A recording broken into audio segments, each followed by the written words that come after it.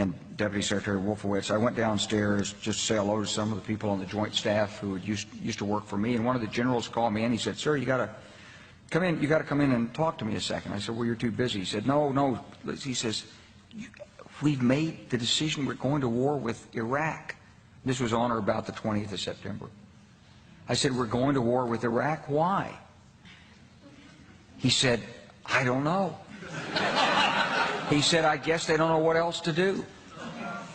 So I said, "Well, did they find some information connecting Saddam to Al-Qaeda?" He said, No. He says, "There's nothing new that way. They just made the decision to go to war with Iraq." He said, "I guess it's like we don't know what to do about terrorists, but we've got a good military and we can take down governments." And he said, "I guess if the only tool you have is a hammer, every problem has to look like a nail." So I came back to see him a few weeks later, and by that time we were bombing in Afghanistan. I said, "Are we still going to war with Iraq?" And he said, "Oh, it's worse than that."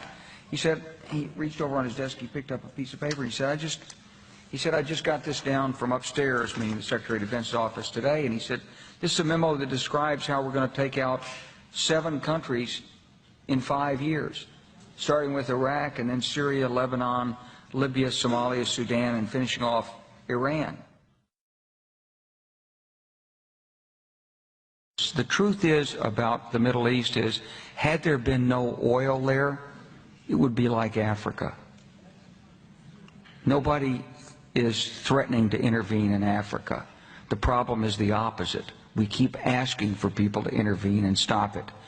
And there's no question that the presence of petroleum throughout the region has sparked great power involvement. Whether that was the specific motivation for the coup or not, I can't tell you, but there's always been this attitude that somehow we could intervene and use force in the region.